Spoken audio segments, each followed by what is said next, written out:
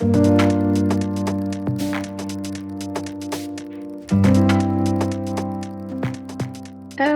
let's go ahead and get started. Hi, welcome to my formative and Google Classroom kind of workshop here.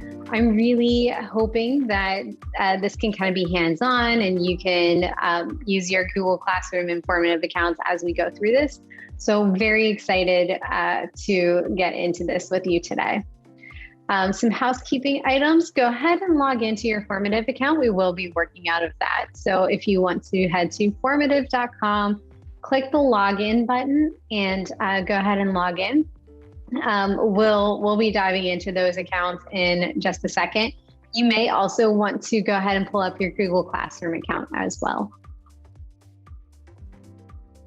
A little bit about myself. My name is Elisa. I am very excited to be with you all today.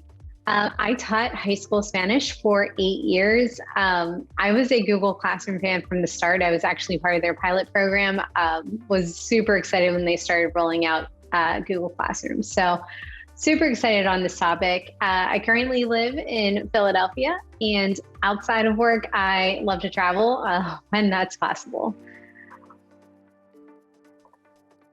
In this, we're going to cover 3 basic things here. We're going to cover syncing our classes with Google Classroom, assigning work, and then ultimately grade passback.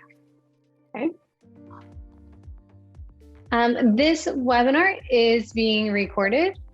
Recording in progress. It'll be about 30 minutes long. I should have some time at the end for some Q&A, but this is a small group. I have some colleagues also here who might be able to help out. So if you have any questions, go ahead and toss them into the chat, and I will try to address those as we get to them. Okay, so let's go ahead and dive into this. So the first thing that we want to talk about are our classes. So I wanted to show you first my Google Classroom. And I'm going to make this a little bit bigger so we can all see it. Okay, so this is what my demo Google Classroom looks like for this webinar. I created a new class. You can see I added a few items today. I edited a few things. So this is what the Google Classroom side looks like. In People, and this is important if you want to sync this with Formative. In People, you need to have your students already in your Google Classroom for them to be synced into Formative. Okay, so if you have not added your students, and we have just kind of fake student accounts, if you haven't already added your students, you can do that. So you can invite students here by putting their emails in. You can send them a link. You can also do a join code for Google Classroom. So there are a few ways that you can add students, but in order for it to sync, yeah, great question came in on the chat. Do you need to resync as students come and go? Yes, and I will show you that in just a second. Great question. Notice that I also have a co-teacher with me here, and we are going to definitely talk about co-teachers in this webinar as well. Okay, so again, that's in the People section of your Google Classroom. So let's now take a look at our Formative account. So if you're just logging into Formative, you probably ended up on your dashboard. If you need to get to your classes, go to the top left, click on Classes, and that brings up your classes. Now, note that on your, if you have any Google classes already, you can tell that they are synced by this little Google G logo here. So these were synced previously. And I created this, I synced this class already, but we're gonna go through how to sync it again. So if you were brand new to this, go to Google Classroom Sync, and it's going to probably ask you to log into your Google account. And then these are the classes that I currently have in here in my Google Classroom. So I've already imported a few of these, but I do want to note, so for this Google Classroom webinar, I had previously added students 14 through 19. but I added students 6, 7, and 8 later. So now when I go to resync, I can select these students and I can add these in right now. This also brings Katie in as a co-teacher automatically. So she's a co-teacher on Google Classroom. Now, when I hit that sync button, it says this teacher will be added to your class as a co-teacher. I want that to happen. So I'm going to leave that there. And then at the bottom, I'm going to click import. Okay. So now you can see that these students were added to your class. Okay. And Katie, that's okay. With the teacher account, we have different accounts for Formative. So, but if your email addresses match up between Formative and Google Classroom, this will 100% work. Okay, so these students are automatically added. I'm going to go ahead and close this. If I still had an issue with this and I wanted to add Katie with her other email, I could do that. And I do want to talk a little bit about editing these classes. So here is my webinar class that I just imported. If I click on it, here are all of my students. Okay, and I can see that they were synced by using that G, that Google logo tells me that they were synced. What other information you got here is actually you can see when the students were last on Formative. So you can see. You can also look at student activity here. So if you click next to a student's name, click activity, I can see what this student has done in the last 14 days. So a little tip there. Going back to that classroom. So if I want to manually add a co-teacher, I can go here and I could put Katie's email address in here and that would bring her in as well. A few notes about co-teachers just to be aware of. It's pretty much functioning the same way as it would in Google Classroom. In Google Classroom, they have complete access to everything of yours. They have access to all of your lessons, to your students, to the grades, to everything. Same thing in Formative. They can edit your assignments, they can see grades, they can see the data, they can see everything. So just be aware that co-teachers have access to everything before you add one. Okay? All right. So that is a little bit about syncing. You can always sync again by clicking on this G sync down here. And we'll bring this up again.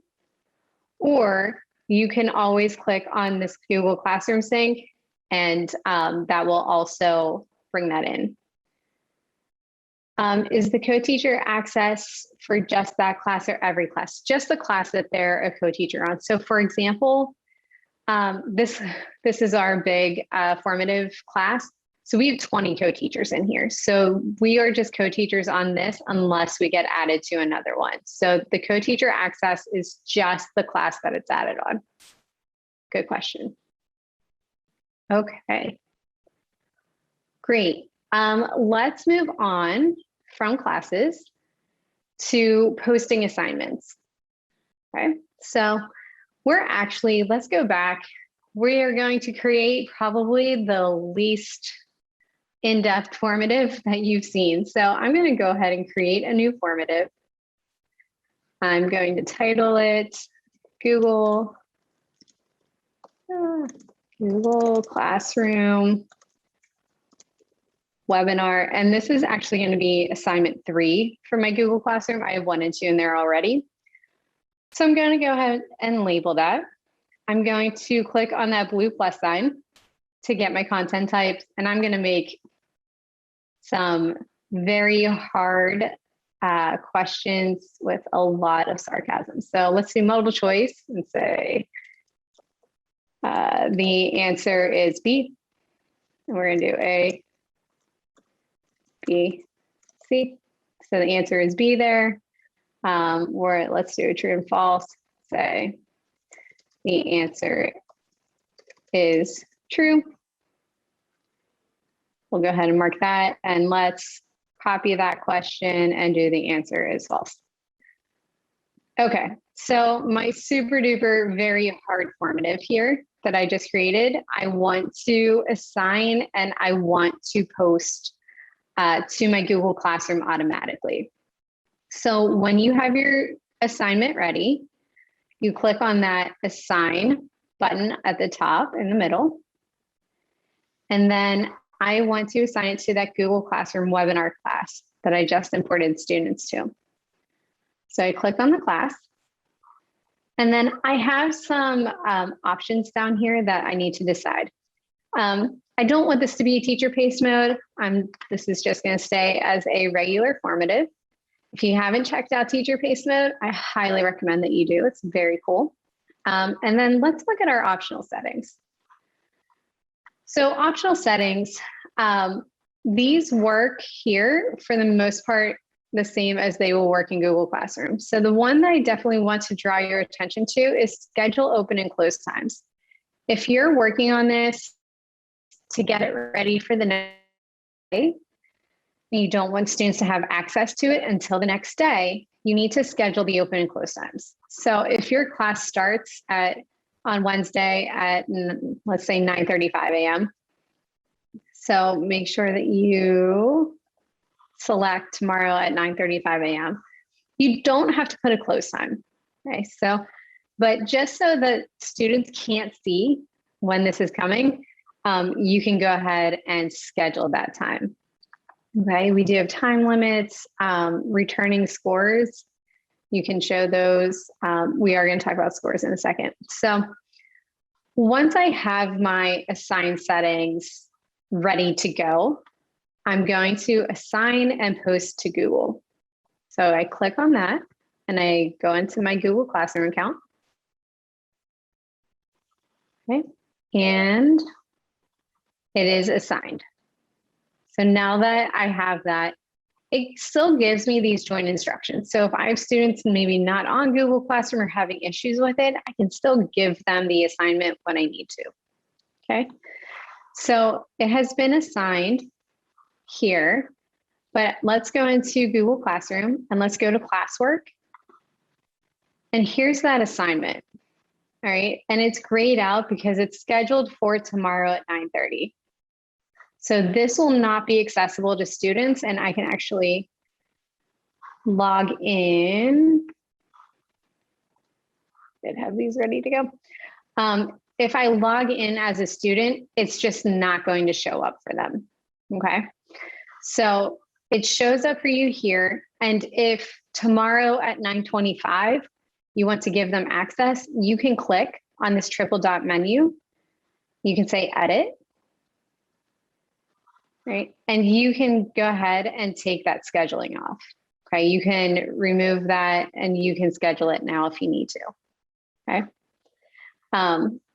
but you can definitely edit that if at any point you need to. One thing I did notice today while I was working with this, give it about a minute. So even though it says 9:30 for scheduling, it may not show up till 9:31 or 9:32.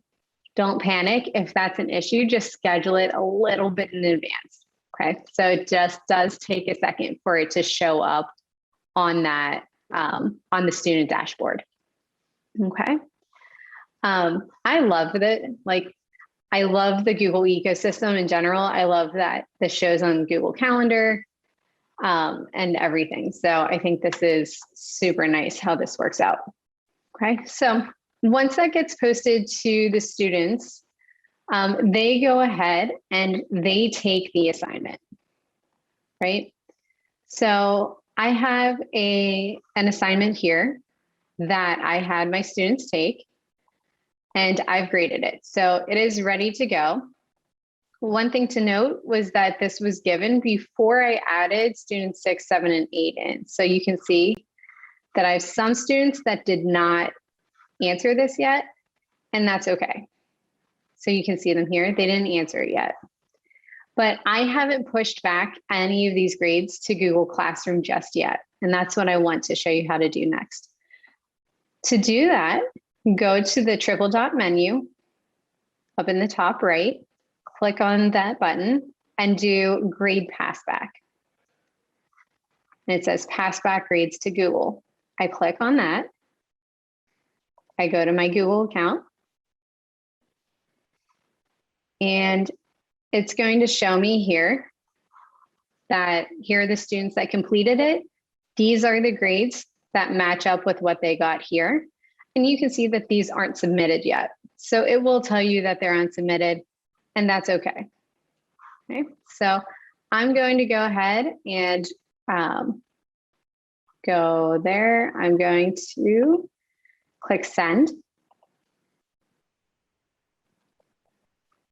Okay, and it says that these draft grades have been posted. And let's take a look at what that means. When I go up here and I go to grades in my Google Classroom, you can see that these are drafts. Okay, so I can go into here and these are all drafts. So I can click on students and I can return these. It will automatically send a draft for you to look over before the students see them. So you can go ahead, hit return, say return, and now those grades will show up on the student end. Okay. And these students, it's still assigned, so they're obviously, they don't have anything yet. But these students will see those grades now. One way to bypass that, if you know for sure that you are ready, that these grades are final, you can toggle on show scores to students right before you hit that, and those scores will automatically be posted. Okay, so just be aware of that. Okay, so again, that assign or that grade passback is this triple dot menu. It's grade passback. Click here, pass grades back to Google, and go from there. So we have a question in the chat that says, if a quiz, for example, is out of 50 points instead of 100, is there any way to do this on Google Classroom, or does it just do percentages? Is it always by the number of the questions? So I actually had these passed back the actual point values and not the percentages. Let me take a look at the student side though, real fast. I'm pretty sure that it does point value. Okay, so if I'm actually going to open an incognito window to get these students in here. And we do have time for questions. So this is great if start tossing questions in there if you'd like to. Okay. So here's that student 14. You can see that I posted these assignments. We have classwork. Notice that that classroom that I scheduled for tomorrow morning does not show up here. Okay. It is still there though. Let's go to classwork. I'm going to go here and it does say graded. So let's view your work. Yeah, so it does pull in the point value here. I'm not sure if it does percentages. If anyone has a better solution to that, let me know. But it does have the grade, and students, you can go back and make sure that if you need to unsubmit any student work and have them redo it, you can do that. Okay. All right, any other questions?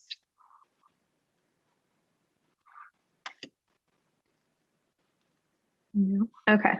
So, and there is one thing to note as well. Students, when they take, actually, this is what I want to do. We have some time. So I'm going to make that smaller. Let's pull up my other, there it is. Okay, so let's go to my assignment that isn't posted yet. Classwork. Okay, I'm going to go ahead and I'm going to just, oops, I didn't mean to do that. Like this. Okay, let's take this off. Let's do 5. 21 p.m. on October 5th. Okay, so we can see when this pops up, and then we can actually see on the student side, because students also, it's helpful to let them know that they should mark the assignment as complete. So we will see that pop up in just a second. Okay. Like I said, it is technically 5:21 right now. So we're gonna give that a second, give it about another minute, and it should populate. This one, I had this set for like a different time as well, so.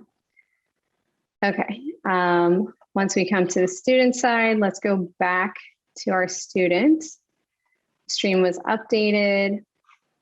Let's go to classwork. Okay, so here's my assignment 3. It went ahead and updated that. So if I click into this, it's going to take the students to Formative. So I'm going to log in with the student account.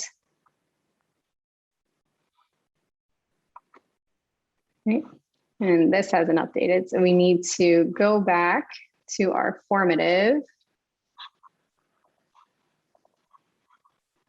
and go to assignment 3. And let's change our assign setting here to 5.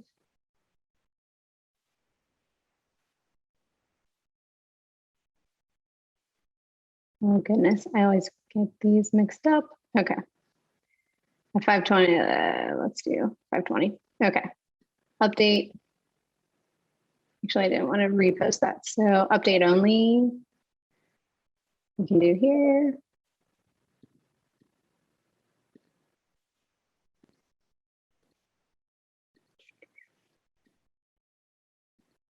Okay. I don't know why it's not letting me update that. Oh, probably because this is still open. That's why. Okay, let's try that again.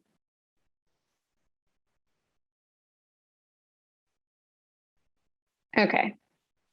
Now it should be updated on the Formative end. So if I go back here, it's open. Okay, so let's go ahead and answer. The answer is B. The answer is true, but let's pick false, and then we'll do false here.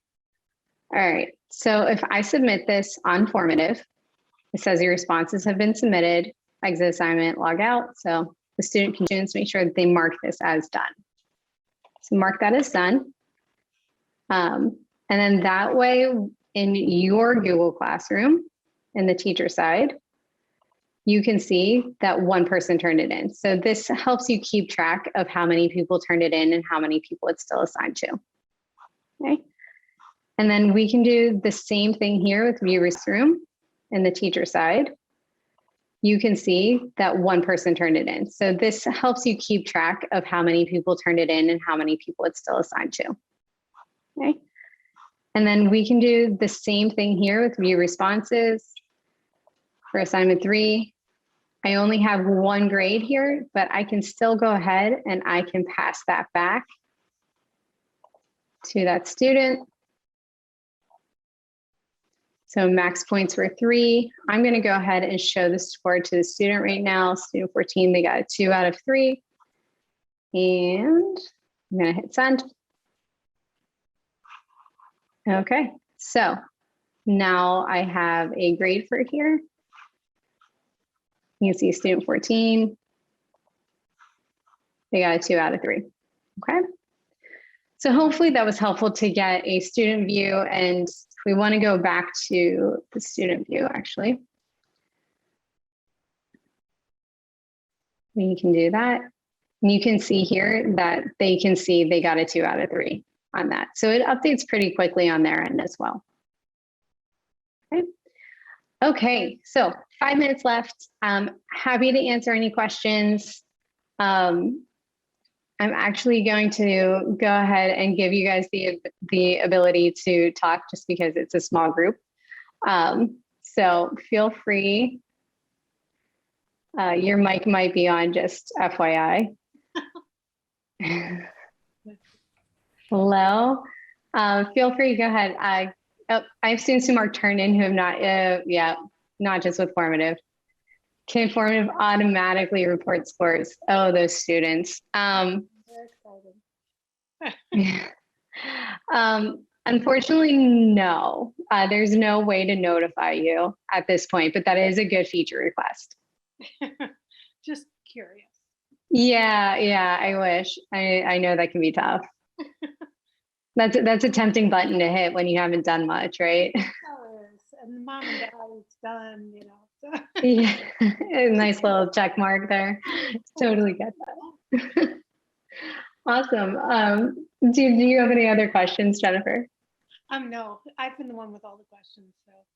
No, that's totally fine. I appreciate it. Formative, I'm so happy with it because I'm in a classroom where giving paper and pencil tests now that we're in person is difficult, and so formative. Yeah, Well, the things that formative does is wonderful. So this is nice. icing on the cake. Oh, perfect. I'm so happy to hear that. That makes me super happy. Awesome. Well, I definitely don't need to take up more of your time, so feel free to drop off if I've answered all of your questions.